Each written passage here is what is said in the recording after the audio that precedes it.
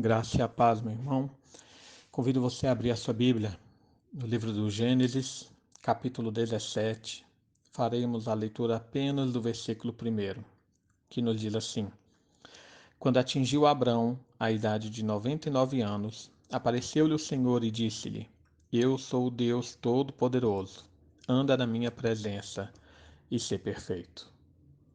Irmãos, quando vamos olhando o livro de Gênesis, percebemos que a história do relacionamento de Deus com Abraão começa desde o capítulo 12. Essa história desse relacionamento é marcado principalmente pelas promessas de Deus a este homem. Deus fala a respeito da sua descendência, da terra prometida, mas principalmente é firmado pelo estabelecimento da aliança. Mas eu gostaria de focar aqui sobre o que é que Deus pede a Abraão, que pede também a nós. Em primeiro lugar, anda na minha presença. Deus pede e nos chama a andar sempre na sua presença. Irmãos, esse tem que ser o sumo desejo dos crentes. Talvez aqui o segredo da nossa grande comunhão com Deus e da nossa caminhada com Ele, estar sempre na companhia do Pai.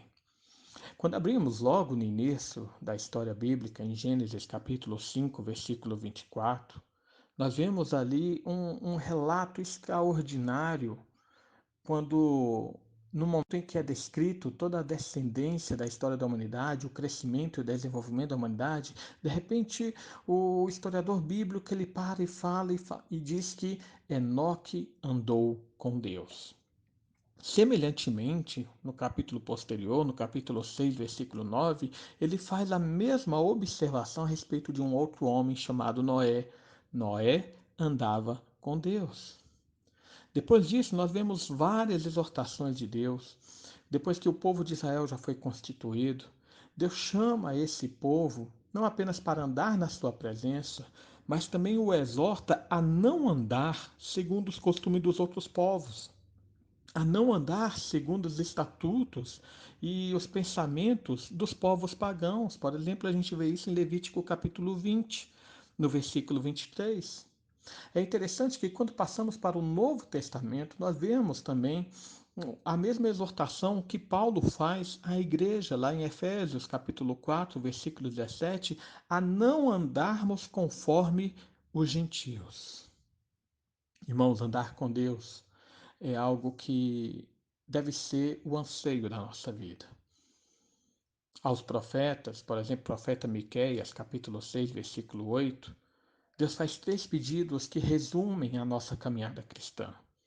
Ele diz que nós devemos praticar a justiça, amar a misericórdia, mas andar humildemente com o nosso Deus. Andar com Deus, irmãos, é o propósito final da nossa comunhão com Ele. Quando olhamos o início do relato de Gênesis, lá em Gênesis no capítulo 3, versículo 8, vemos que Deus andava com Adão na viração do dia. Sempre foi o propósito de Deus andar com seu povo. Ele que começou andando com Adão lá no Jardim do Éden. Ele andava com seu povo ali no deserto por meio da nuvem e por meio daquele fogo que aquecia durante a noite. Ele é o mesmo que promete, através do Salmo, no capítulo 23, versículo 4, que ainda que nós andemos pelo vale da sombra da morte, a sua presença estaria conosco. E é interessante quando nós observamos que após a morte de Jesus e a sua ressurreição, a sua promessa é que ele estaria conosco todos os dias até a consumação dos séculos. Irmãos, enfim, em Apocalipse capítulo 3, lá no versículo 4, nos é prometido que os vencedores andarão com ele com vestes brancas. Andar com Deus é o propósito do início da palavra de Deus até o fim. É um propósito que nós vemos percorrer toda a Bíblia e que tem que percorrer toda a nossa alma também.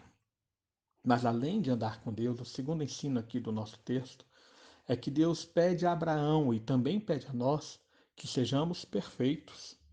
Veja que junto com esse aspecto da graça de andar com Deus, junto com esse aspecto maravilhoso concedido pelo Pai, nós também temos a nossa responsabilidade.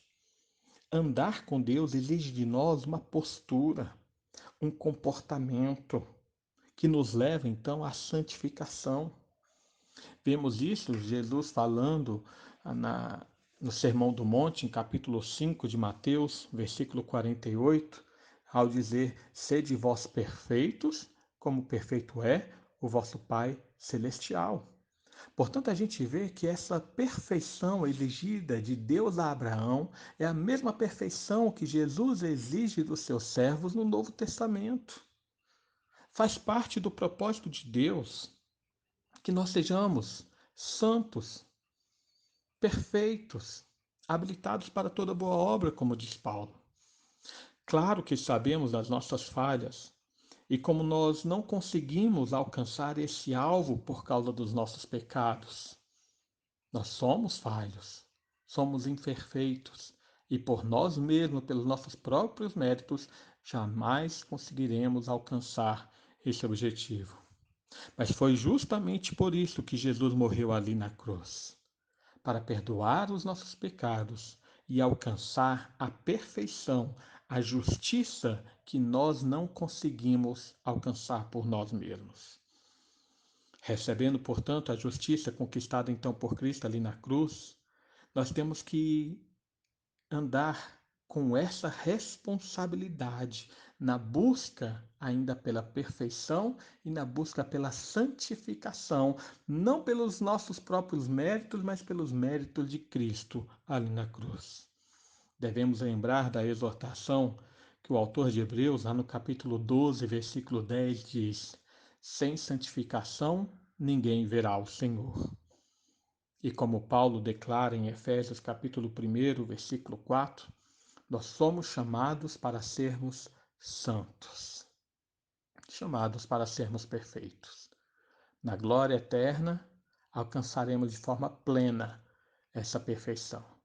Andaremos com Deus e perfeitos seremos ao seu lado. Que a graça de Deus venha nos habilitar, venha prover sobre nós toda a ação do Espírito necessária para que possamos nos aperfeiçoar em santidade e no temor do Senhor. Oremos. Pai amado, mais uma vez nós nos colocamos diante de Ti, agradecendo por Tua obra em nossa vida, agradecendo porque nos chamastes a andar do Teu lado, a andar contigo por todos os dias, a estarmos na Sua família e a vivermos contigo. Clamamos, ó Pai, que a Tua obra de santificação produzida pelo Espírito Santo seja contínua no nosso viver, que saibamos rejeitar todas as obras das trevas, todas aquelas coisas que, como diz Paulo, que por vergonhosa que são, se escondem da luz, e assim possamos, ó Pai, rejeitar essas coisas e vivermos como filhos amados, como filhos santos. Santifica-nos, aperfeiçoa-nos, vivifica em nós e dá-nos um espírito puro e santo. É o que nós clamamos, em nome do Teu Filho Jesus, que morreu ali na cruz por nós e por quem nós temos vida. Amém.